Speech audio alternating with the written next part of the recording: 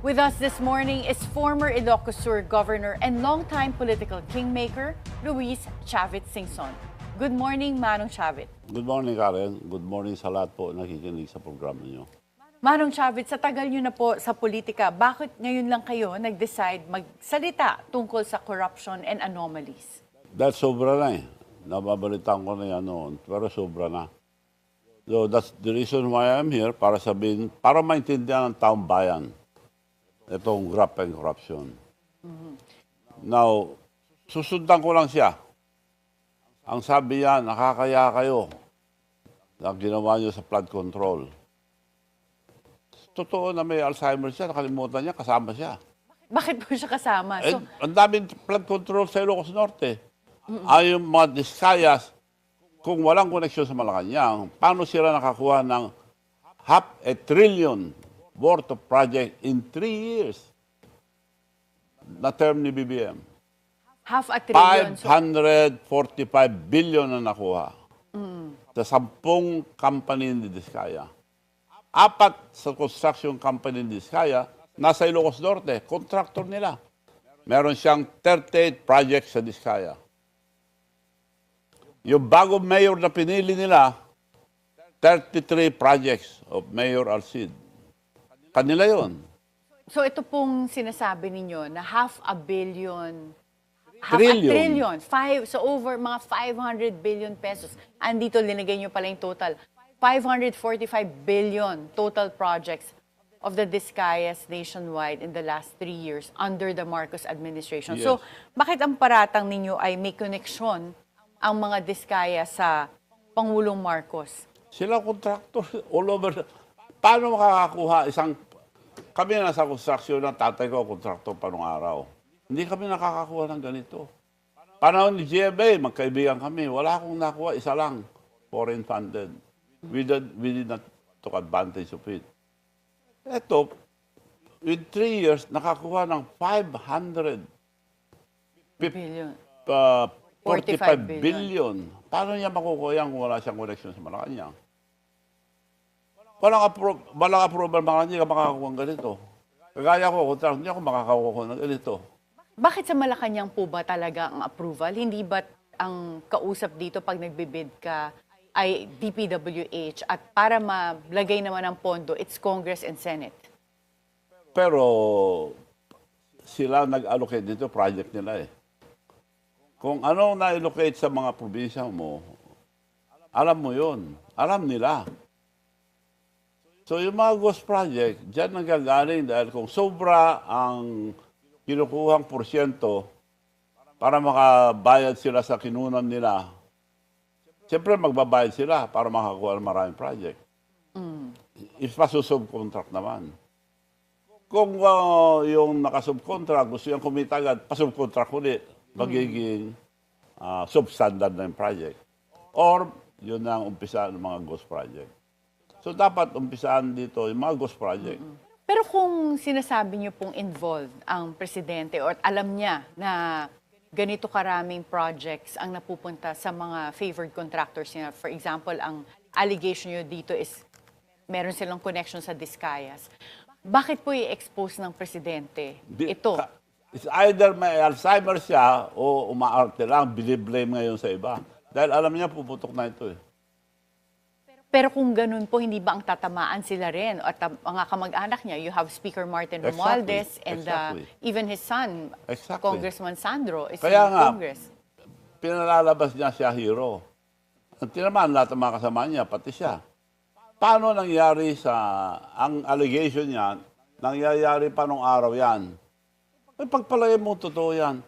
Bakit niya tinulerate? For 3 years, 545 billion na nakuha ng Diskaya na nagpapakita ng yaman na iniimbestiga ngayon.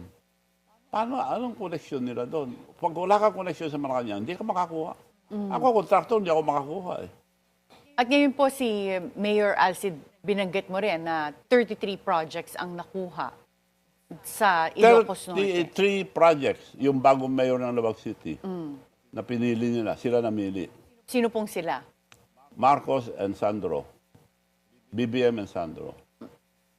Dahil noong unang eleksyon, nung sinamahan ko si BBM, Bakit nyo kontra yung pinsan nyo?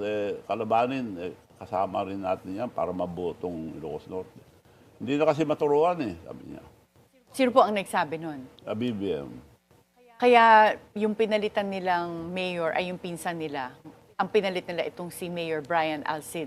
Yes. Yan ang Michael pinalit Alcid. ngayon. Oo, Yes. si Brian Alcid. But bakit niyo po nasabing yung projects, 33 projects, na punta kay Mayor Alcid, yung bagong mayor, kung ang mga mayor naman, dapat wala silang implementation, wala rin Bawal silang nga. projects. In the It's first conflict place, of bawal interest. yun. Yes.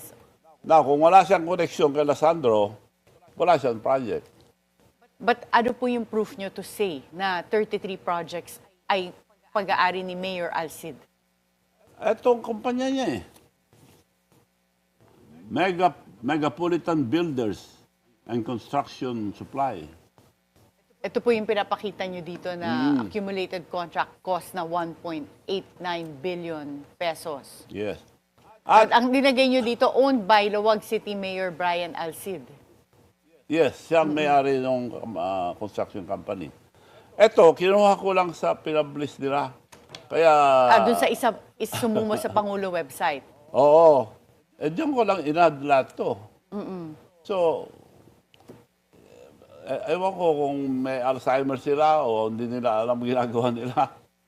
Damay sila lahat dyan. They open up a gate na hindi na nila kayang takpan. Isa-isayin po natin yung mga paratang nyo laban kay President Bongbong Marcos. Una sinabi nyo, wala siyang iisang salita. Wala. Bakit nyo po nasabi to? Matagal na. Matagal ko lang kilala yan. Magsasalita, hindi niya tinutupad. Bumayag lang akong sumama ngayon sa kanya na tumulong sa kanya ng gusto dahil akala ko magbabago na sila para matakpan na yung mga katiwalayan na nagawa sa administrasyon ng tatay nila. Pagsasama, pagkakaisa, maganda. Dagdagan mo na education, ako pa sa kanya Yun ang priority lang sasabihin mo. Gusto ko yun, pagsasama. Dahil ako, tagal na sa politics, napatawad ko lahat ng mga kalabang ko.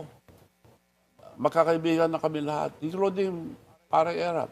Even former President Erap? Yes, dahil magkakasama, madali ako makipag-usap dahil hindi ko kasalanan pag-aaway namin. Nabanggit nyo rin po na dapat ang sinabi ng Presidente noong SONA niya ay mahiya naman tayo. Dapat. Dahil kasama siya Kasama ang probinsya niya Kasama ang mga korap. Kasama ang mga nakakuha ng 545 billion, half a trillion in 3 years. Record yan. Palagay niyo po ba, it's possible na walang alam ang Presidente, na ang mga kumukurakot ay yung mga nakapaligid sa kanya, pero hindi siya? Ako, imposible hindi niya alam. Kung hindi niya alam, hindi siya matalinong tao. Hindi siya dapat maging presidente. Dapat mag-resign na siya. At yun Hindi ang niya nasabi alam. mo rin na alam ni Presidente ang lahat ng anomalies. Imposible hindi niya alam dahil matalino naman yan. Unless nabubo siya. O may Alzheimer. Anong palagay niyo po? Which of It's your those? choice. At ngayon po, wala na raw kayong impluwensya kay BBM, kaya naglabas kayo ng expose. Yun po ba ang dahilan kung bakit kayo ngayon active sa pagsalita against the President? Ang aga. Gumastos ako nung eleksyon niya, tumulong ako all the way. Ako nagpakilala sa mga mayors. Sabi ko, kami mga mayors league, committed na kay Sara. Pero gusto mong vice president, yun ang gusto niya President muna i-file natin, pero pag nag-file si Sara, atras ka, protected ka na as vice. Yun ang usapan namin. Yes, Manong. COVID, sinamahan ko. Nakakuha ko ng permit. Small group, dahil bawal pa Puro regional mayor minimit namin.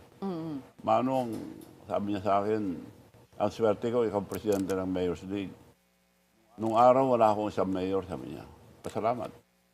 Okay lang ako. So, tuloy-tuloy kami. Pinakilala ko sa lahat ng mayors. So, in short, talaga nakatulong ako. Tapos, ganito ang nangyari. Nagpunta kami sa Japan. Nasa table kami, sa presidential table. Minention niya lahat. Tapos nandun ako. Ayaw ako mention. Presidente na po siya nito. President sila, bagong-bago lang. Anong kasalanan ko rin, bagong-bago lang. Akala ko naman kaibigan ko.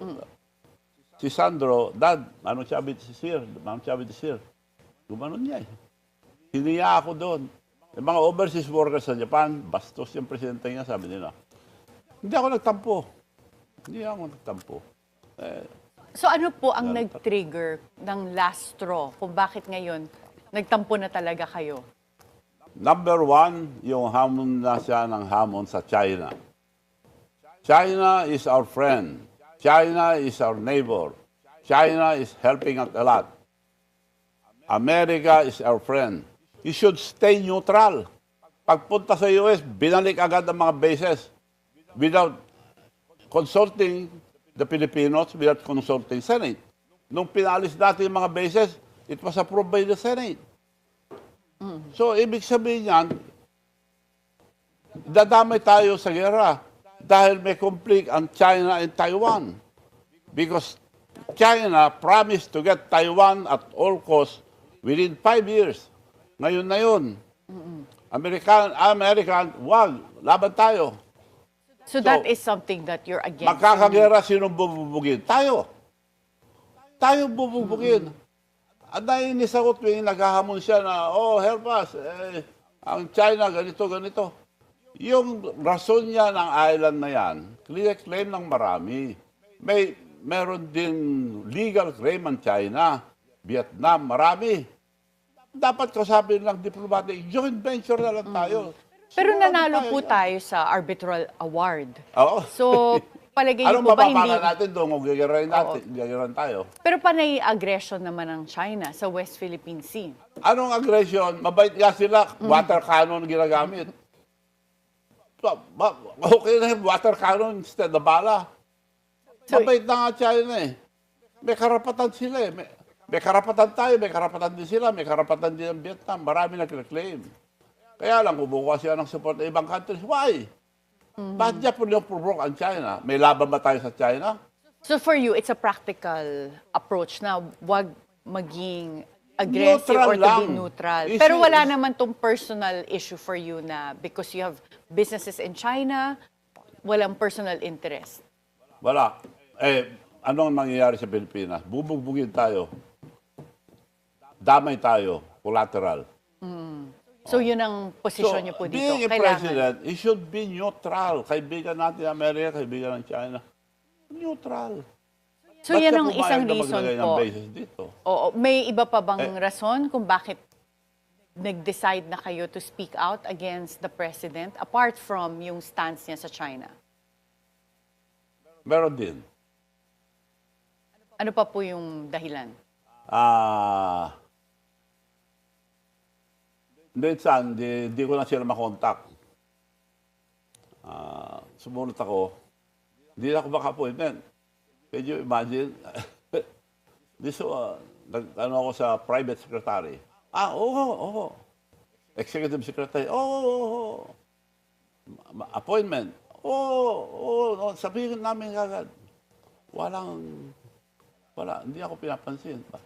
Ako, walang kwenta naman akong tao. Di okay lang. I can survive.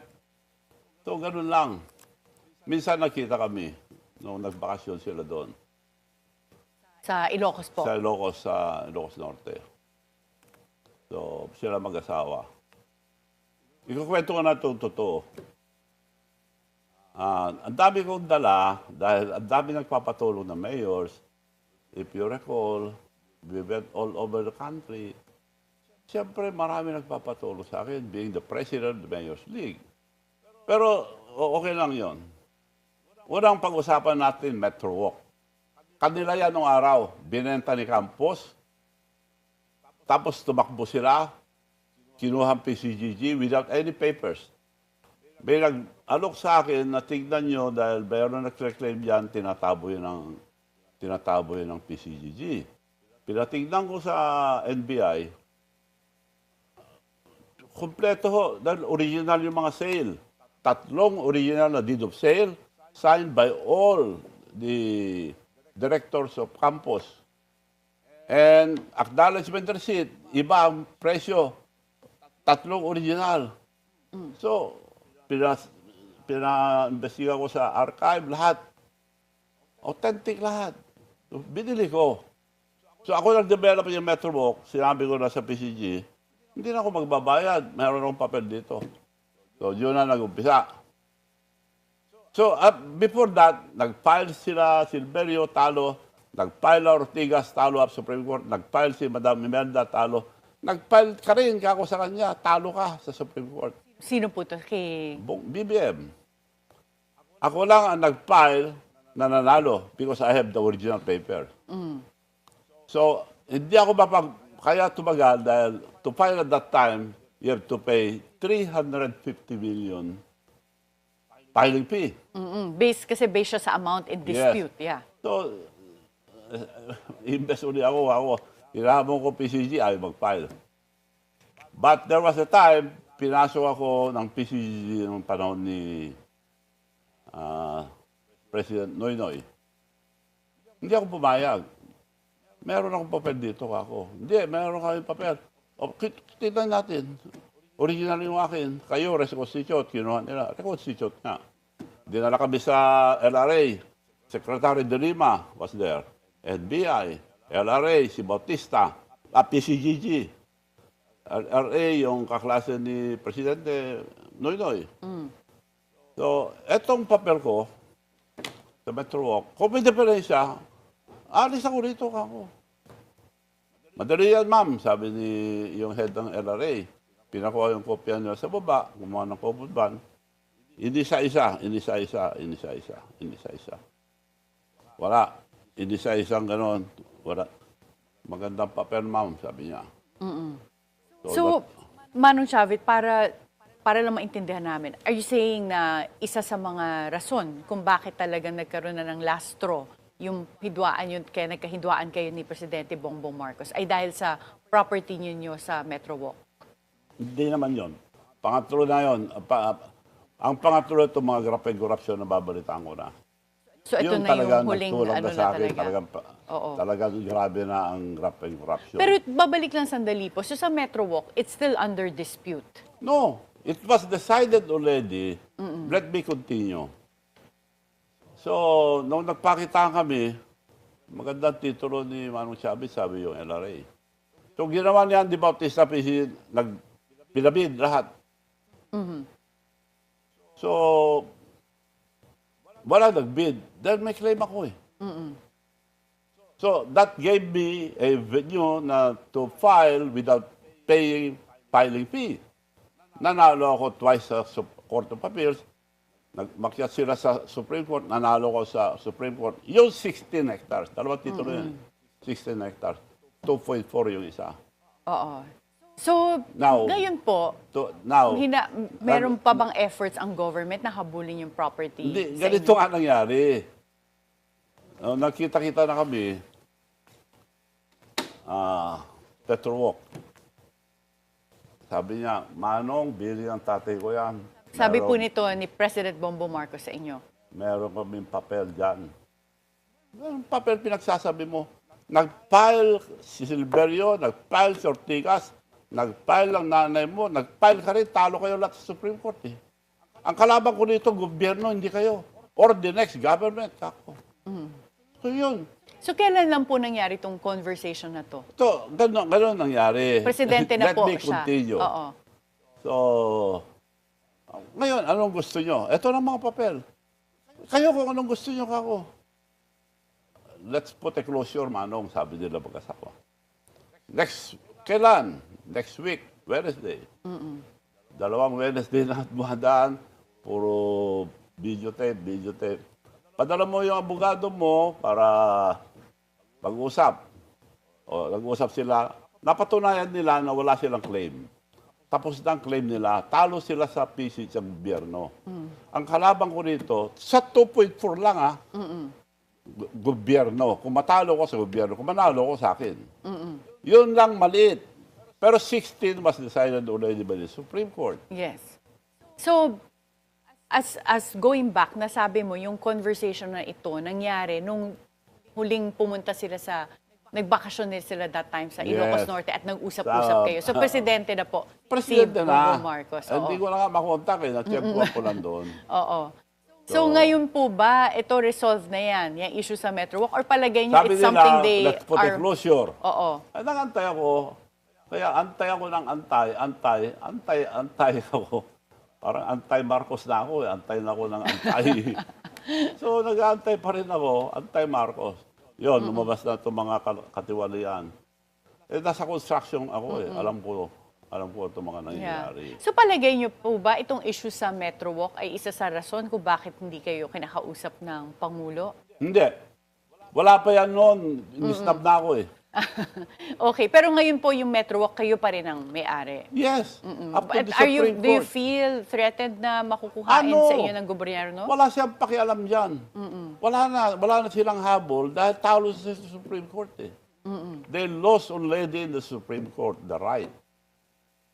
Dahil binenta ni Campos nung araw yan with the deed of sale original Yeah. signed by Campos and all the board member. Oo. So, pumirma rin sila ng acknowledgement Yeah. receipt.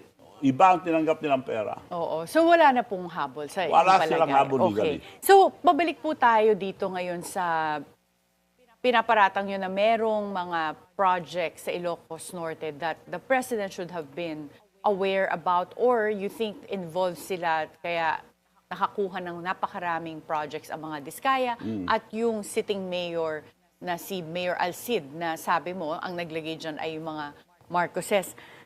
Palagay niyo po ba ito do you have confidence that the ICI will credibly be able to investigate and call for accountability doon sa mga anomalya sa flood control projects, even if tatamaan ng administration?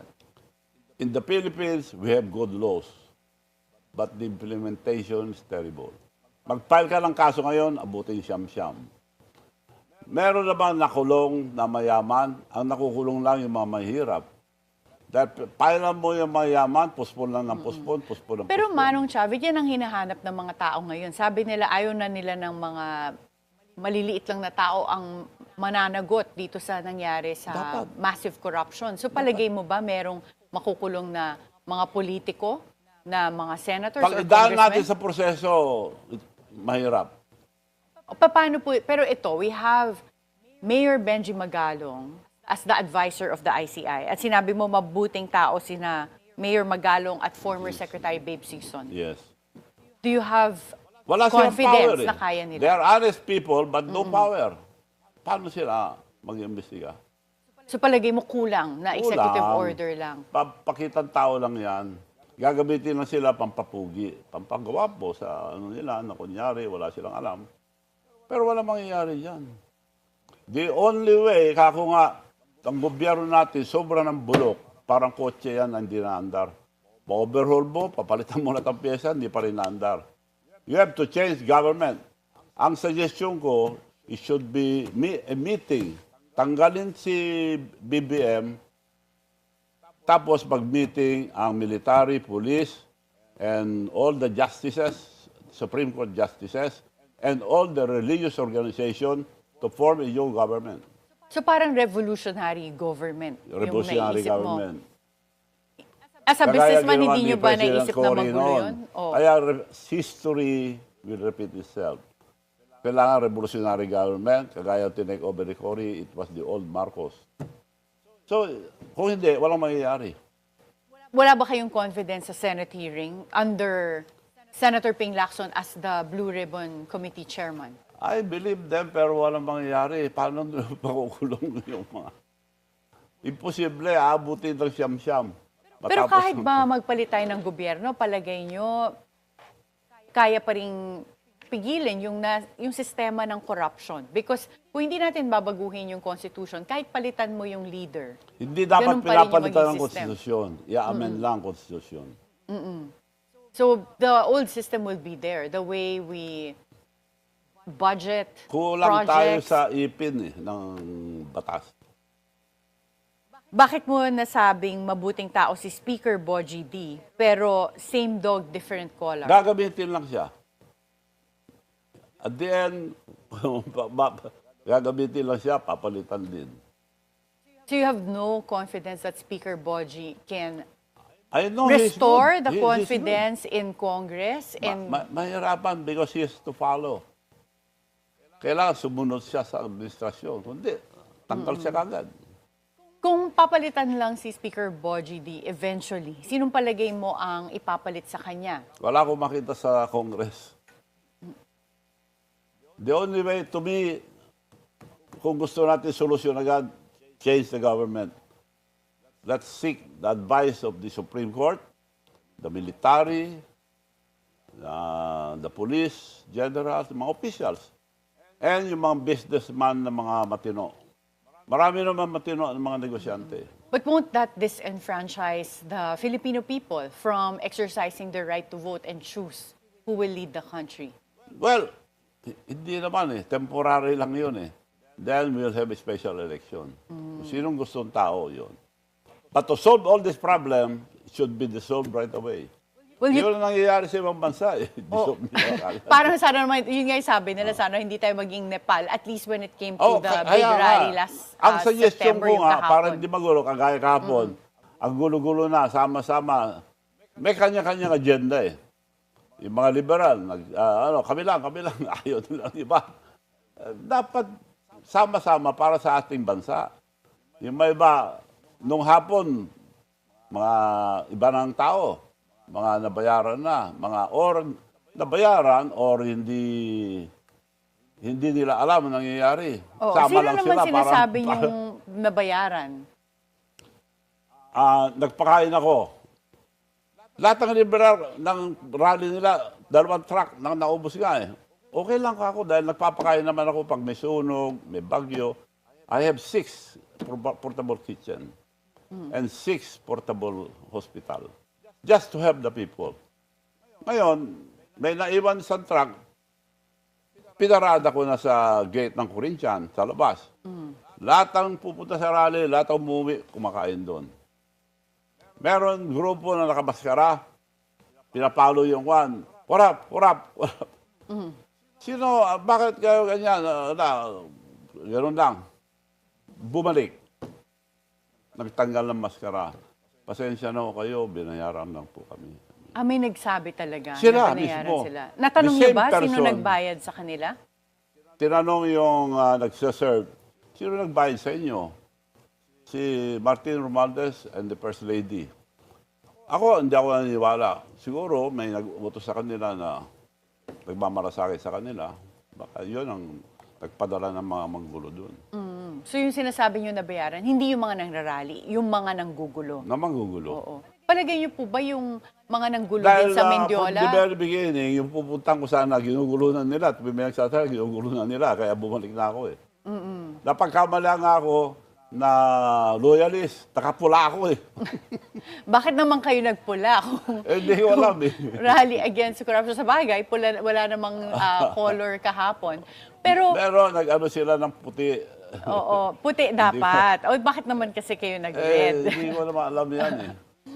Well, well, Manong Chavit, seryoso ba kayo sa sinabi nyo na tumigil muna ang mga kabataan sa pag-aaral hanggat hindi bumababa sa pwesto ang presidente? Yes. Yes. Mas tahimik yun. Mas tahimik na revolusyon yun. Let the student, the kabataan, to lead the revolt. Huwag ng mga politician na advice lang natin sila.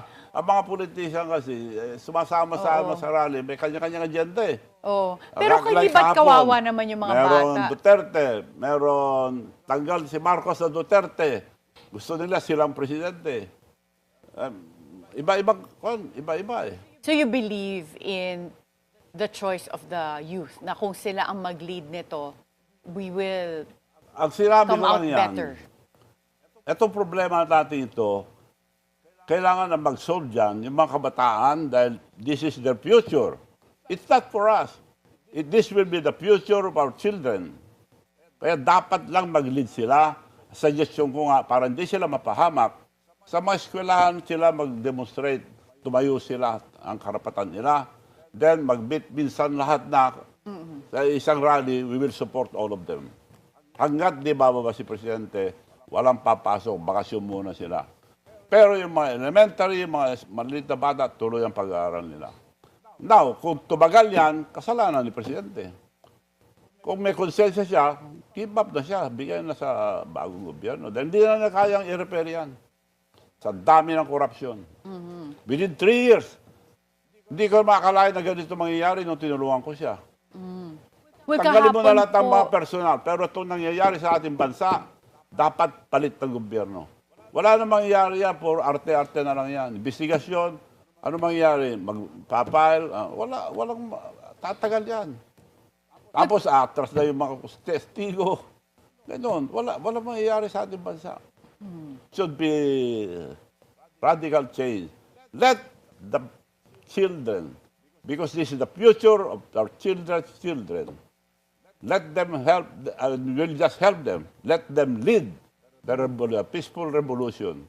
Okay. Pag silang sumama sa mga rally, hindi na, eskwelahan, and the student leaders should go around na pangaralan sila kung anong gagawin, then minsanan lang, then all of us will support. Well, kahapon po sa anti-corruption rally sa EDSA, may mga nagbu na ilang tao sa iyo. Ano po ang naging reaction nyo dito? But before you answer that, Nakatawa lang ako. before you answer that question, we'll have to take a Nakalimutan short nila. break. Dumaan ako doon nung... Sige po, Manong Chavit, papasagutin namin itong tanong na to pagkatapos ng short break. At the forefront will be right Dumaan back. ako.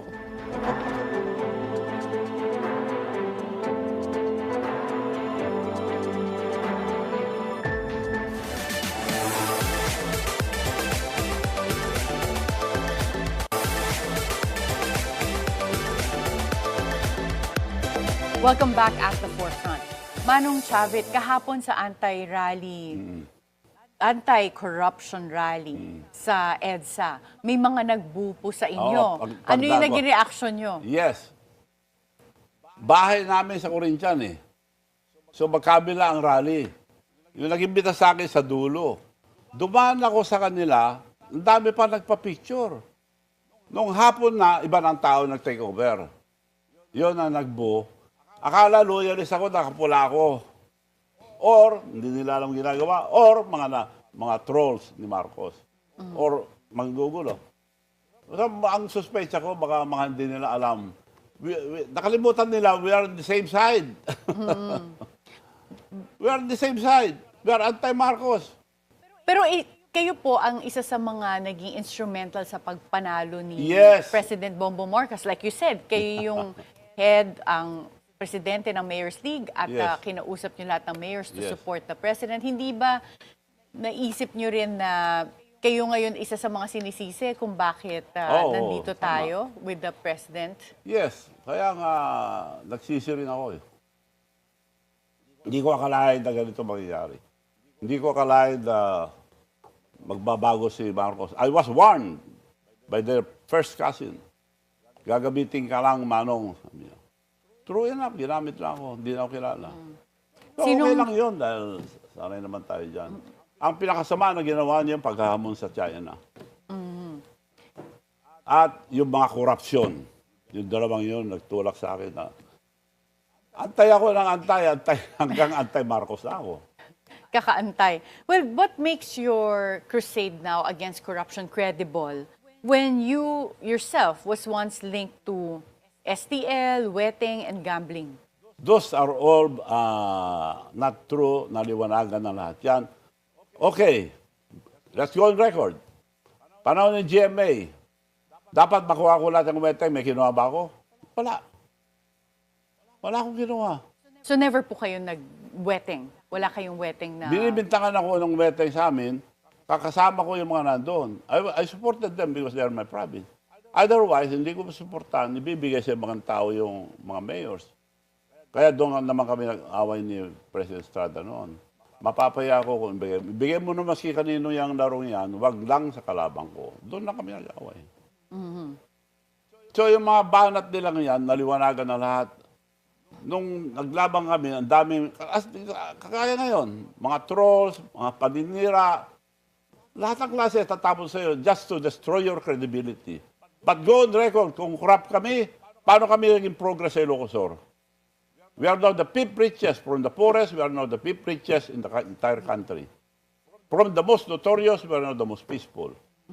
Dahil yung mga negosyante namin, sinusuportahan namin, hindi namin hihiligan, sinusuportahan namin sila. Meron pa po ba kayong interest in any gambling business right now? Wala na. Wala na. May reklamo raw sa inyo isang Ilocano abogado na si Estelita Cordero. Ano yun? Laban sa inyo sa Malacanang. Oo. Ano po ba itong reklamo na ito? Permanent critic yon. Attack and collect. Pag nabibigyan ko ng pera, magkaibigan kami. Pag matagal ko hindi nabibigyan, baba na ito naman.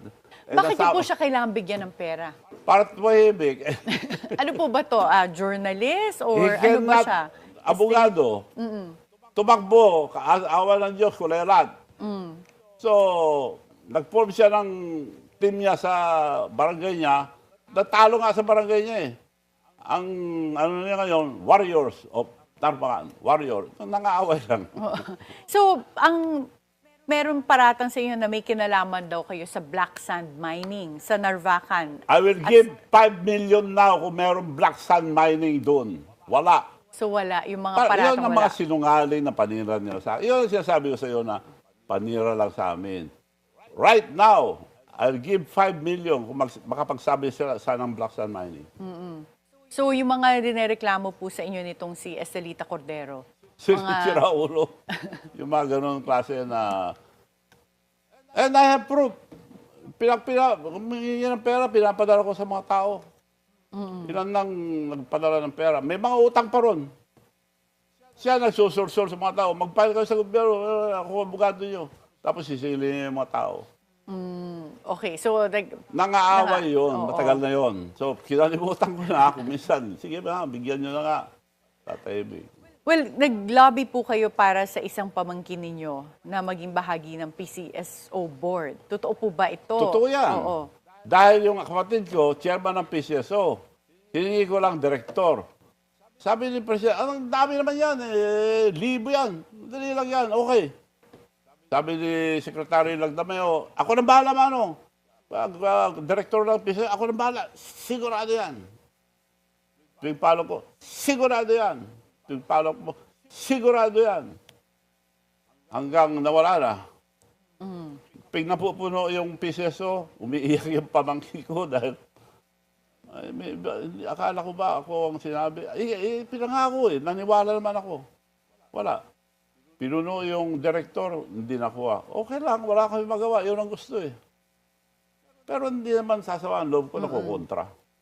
Pero bakit po PCSO board ang linabi ninyo para sa pamangkin ninyo? Meron po ba kayong specific personal interest? Yung kapatid ko ang chairman ng PCSO noon. Dati, oo. Sa Dati. ibang presidente po. During the time of President Macapagal. So, anong gusto ko? I-recommend ko, of course, yung mga anak ko, dahil nakaturo naman ako. I-recommend ko yung anak ko nga na congresswoman. Pero bakit po IT. PCSO specifically? Maski saan. PCSO, dahil bakante. Hindi necessarily because PCSO. But for you, hindi nyo ba naisip na yung pagpili ng mga posisyon should be based on merit at hindi Yes, dahil nakatulong, ganon? Hindi ako nagpipilit. Kung qualify sila, yung anak ko, rin-recommend ko sa DITC, IT, Oo. graduate, Harvard graduate, architect. Oo, sabi naman ni BBM. Tapos, may na-announce na pala eh. Ito po ba mga ganitong incident nakadagdag doon sa lang. sama Hindi, ng loob ninyo? Wala akong kung ayaw nila, okay na, we can survive. Wala naman. Pero talagang kinalimutan kami. Okay lang, wala naman. Wag lang mang-away na pahamak tayo lahat. Ibig Matitis sabihin ko lahat. Yung pag-away-away So malaking na bagay sa China, talaga sa iyo yung mali stance yan. natin sa China. Ha? Malaki talagang bagay sa inyo yung naging Malaking stance bagay, natin ng bansa bubugbugin natin. tayo dyan. Kung gigirayin tayo, wala tayong kalaban-laban. Because nandito ang mga bases eh.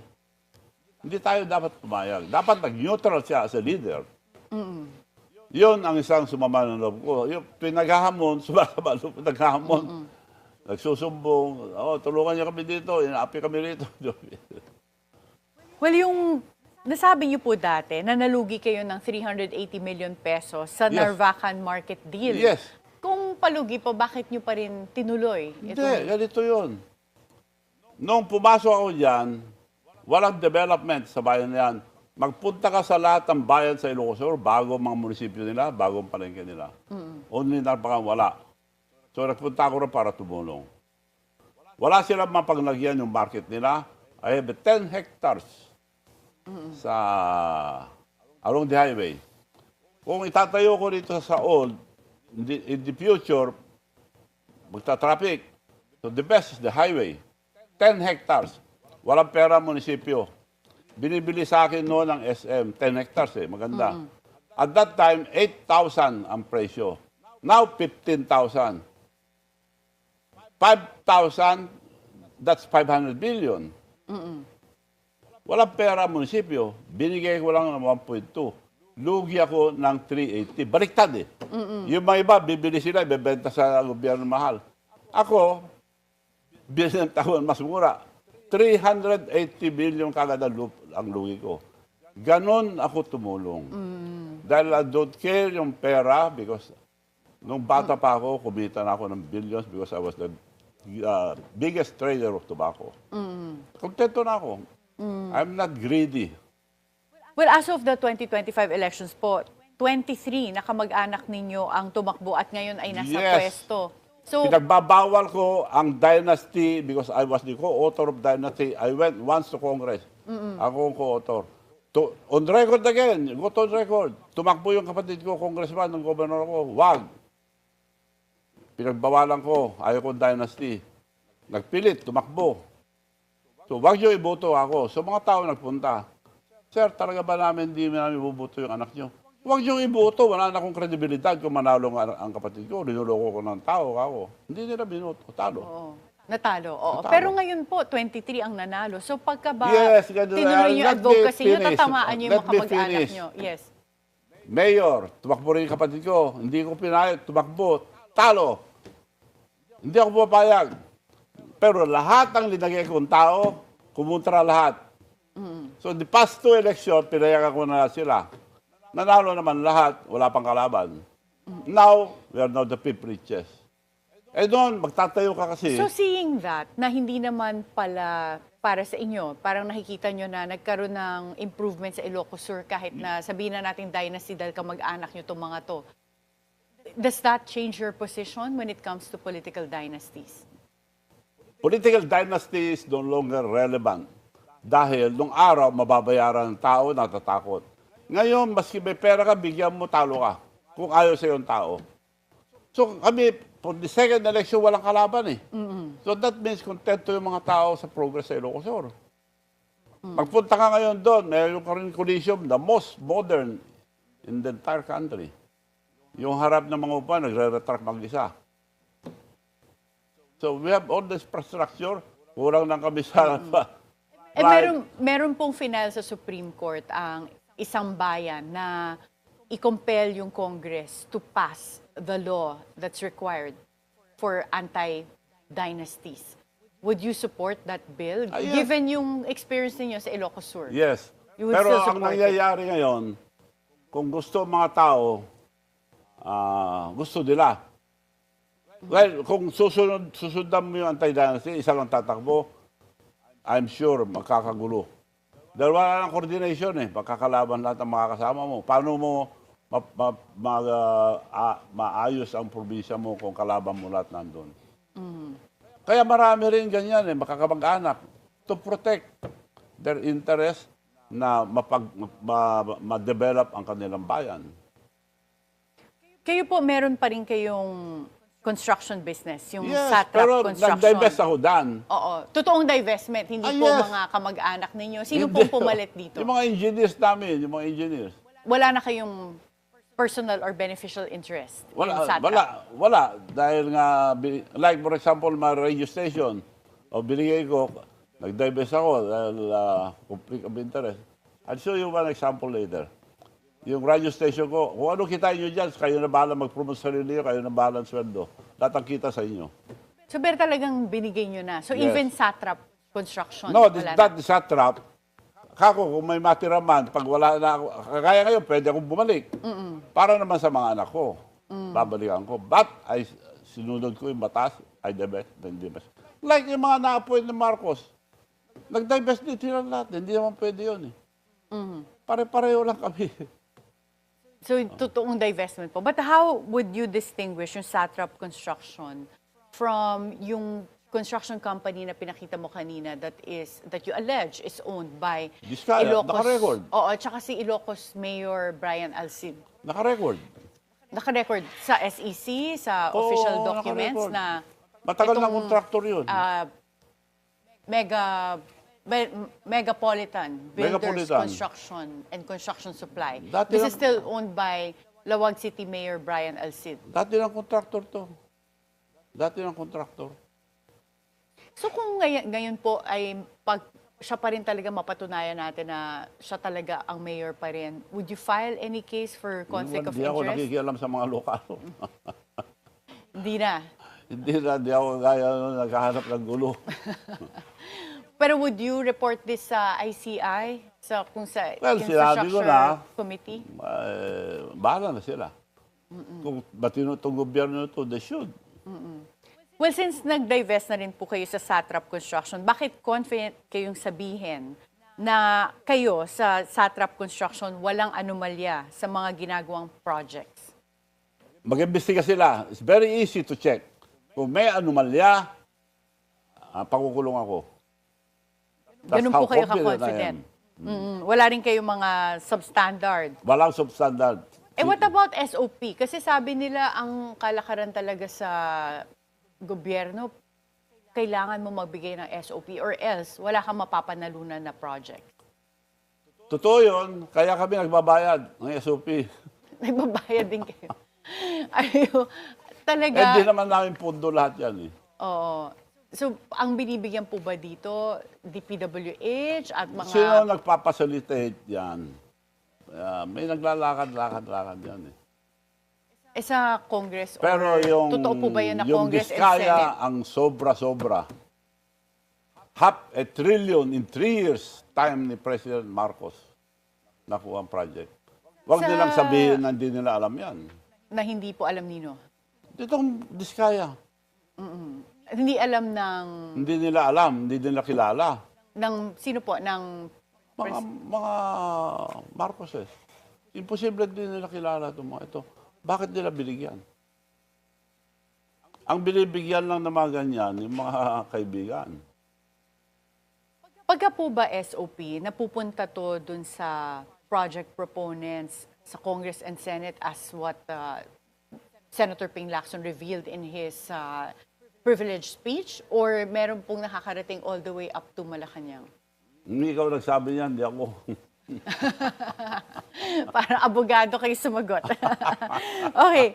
Kung hindi po ba kayo nagkaroon ng falling out ni President Bongbong Marcos, would you have still done this expose against the administration for corruption? But before you answer that question, we'll have to take a short break. Okay. At tuloy-tuloy na raw. Okay, sorry kasi Tuloy-tuloy, paubos na. Okay. Dami kasi natin napapag-usapan, Manong Chavit. Sige, so kung hindi po ba kayo nagka-falling out ni President Bongbong Marcos, would you still have done this expose? Not just for Ilocos Norte, but the way you're speaking out against corruption. Baka mahirap dahil wala akong credibility na kumontra. I mean, ako nag-support, ako tumulong, tapos i-expose ko siya. Hindi maganda yon. Baka kala, nag-ano lang ako sa may gusto pa ako. So, Pero ito, talagang talamak na. Beyond repair.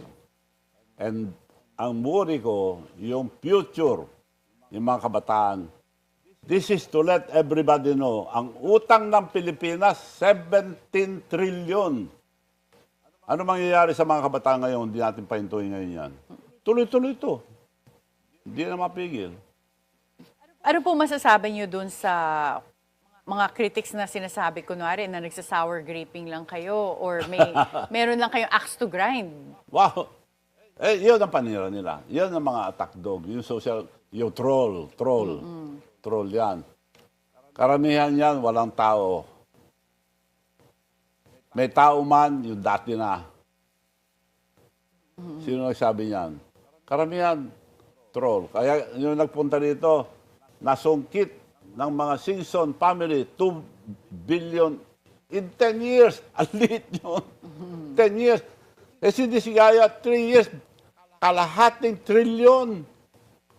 Yun ang kalokohan. Now, ano ba, parang may malis yung pagkasabi, sinungkit, padala ng mga naninira sa akin, para pick up nyo, para pick upin din ng iba. Ganon ang trabaho, yung mga ibang tao. Well, kanina po you were talking about a revolutionary government as a solution to what's Yes. going on in the country now. Sino po naiisip nyo na potentially pwedeng pumalit? That will come later, pero let the justices of our country help in forming a new government. And of course, the police generals, the military generals, and mga advisor, mga matitinong negosyante. Well, what about Hindi impeachment? naman lahat Is that masama, something you're pero meron considering? din mga corrupt Oo. na What negosyante. about impeachment? May mga iba po na nagsabi na in the past they were calling for the impeachment of President Bongbong Marcos. In fact, may nag-file na impeachment dati yung Duterte Youth Party List. This was last year. Earlier this year, during the elections pala nila final. So, anong masasabi mo with impeachment as a method? Wala mangyayari dahil ang impeachment, mahirap ka magtanggal. It will be more than majority. I think 80%. The same thing in the Senate. So, mahirap magpatanggal ng presidente. Ewan ko sinong gumawa ng batas na yan. Mahirap. May impeachment pero mahirap. Well, impeachment of VP Sara, is that something that you support or against? Well, wala pa naman sinasabi na kasalanan niya.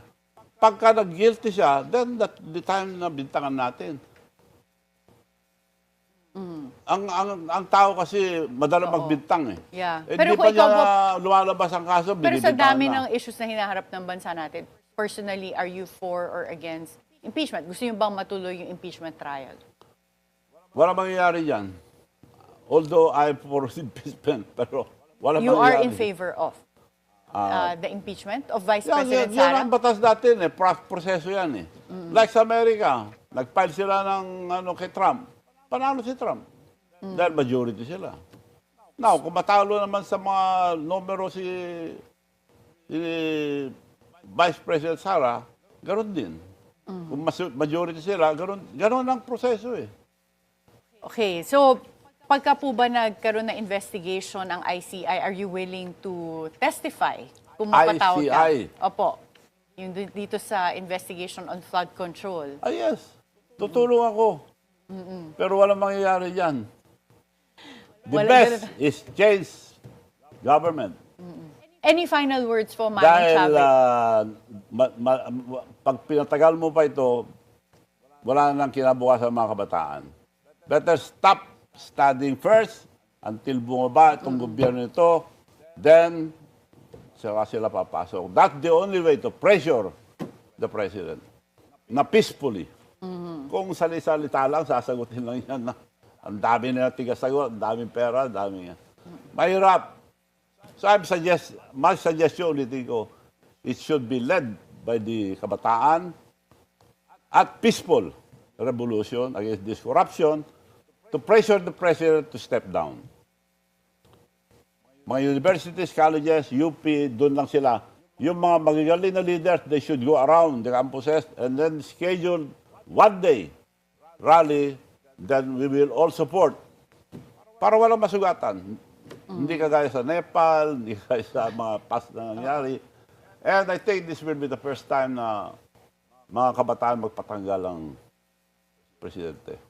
Thank you so much, Manong Chavez Singson. Always a pleasure to have you here. At kulang talaga lagi sa oras tuwing ikaw ini-interview namin. Salamat din sa pagkakataon na naliwanagan yung mga panira sa akin. And I'm challenging everybody who doesn't know me, go on record. I'm sure malalaman nyo kung sino si Chavez Singson. We go on record. Maraming salamat po ulit. Maraming salamat po. Chavez Singson speaks out against corruption, challenging a system he once navigated. His words remind us that accountability is a duty, not a choice. Real change begins when a crusade ignites a collective demand for honest leadership. Be timely informed, be insightful of the news. Always stay at the forefront. Join us again tomorrow for insights on issues that matter. This is Attorney Karen Jimeno. Thank you for spending your hour with us.